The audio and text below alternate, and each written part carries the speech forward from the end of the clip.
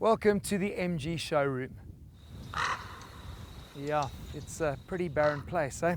Since the CMH Group brought the British brand back into South Africa just over 2 years ago when they launched the mid-size sedan, the MG6.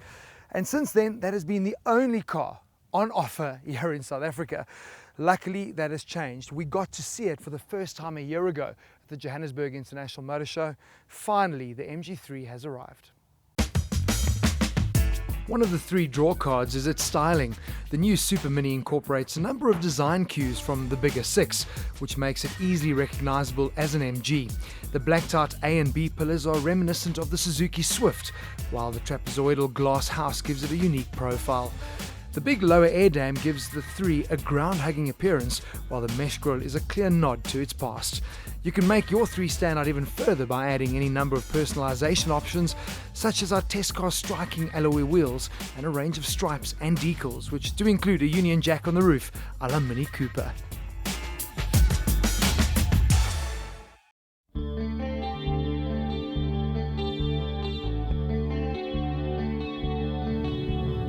So the MG3 looks good.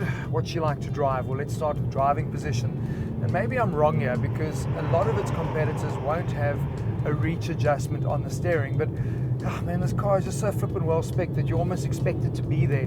It isn't, so it's just got up and down rake adjustments. Doesn't mean I can't find a comfortable driving position though, so no complaints there, and the visibility is really good too. In terms of the power plant, 1.5 litre 4-cylinder engine is what you're going to find under the hood.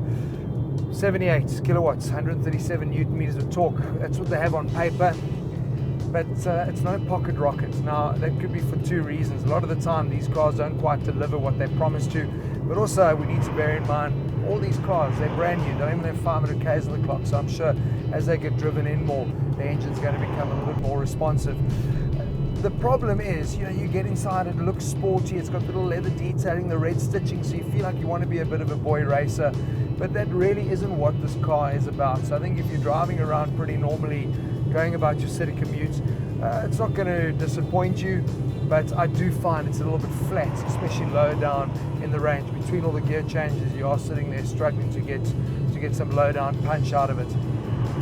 In terms of how the steering feedback feels and the actual quality of the drive, not bad at all. Often the Chinese brands, even though this is the British badge, tend to be a little bit vague around the steering and the gearbox departments, but steering feel is pretty good, feedback hasn't been bad, and even over the bumpy roads that we've been on, the suspension isn't overtly firm, so it's actually quite a nice everyday drive to live with.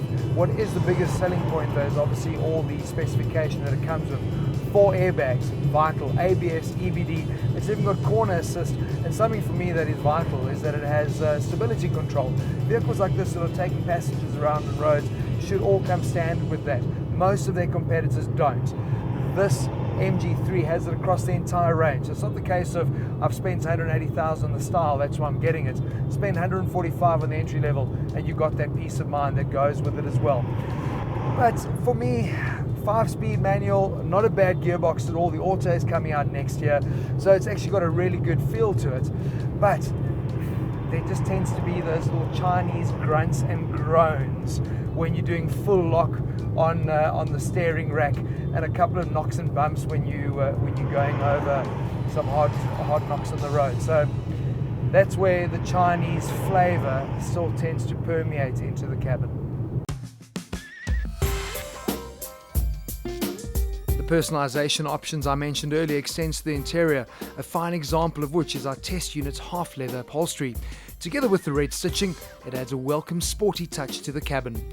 A closer look at the center console reveals more than a hint of Kia Rio, which is not a bad thing, and the MG's layout together with the quality of its switchgear is on par with its rivals. Standard kit is of course generous and includes steering wheel mounted controls for the audio system, electric windows all round, as well as a nifty dash-top storage bin, which reminded me of a similar cubby in Ford's Transit.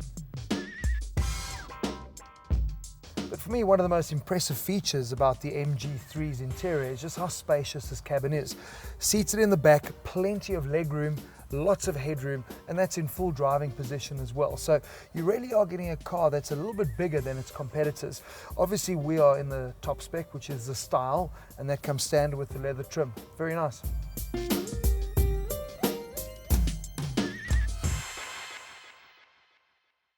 So the challenge I see for MG is that essentially they are targeting a first-time MG buyer. There is nothing, if you look at the current product on offer, that ties into that iconic British badge of yesteryear. So why would you consider buying a car like the MG3? Well, it's got to look the part, it certainly needs to be well spec'd, and the price is critical. From a looks perspective, I love it. I think it looks really, really good. But the biggest selling point for me is that price, top spec at 180,000 Rand, and it is incredibly well spec'd. Peace of mind is included in that package too, because it's got all the warranties and it's got service plans. But even though they tell us that there are British engineers involved in how the car is put together and developed by the Chinese, driving it, what is happening underneath the hood, for me still feels a little bit too much Chinese and not enough British.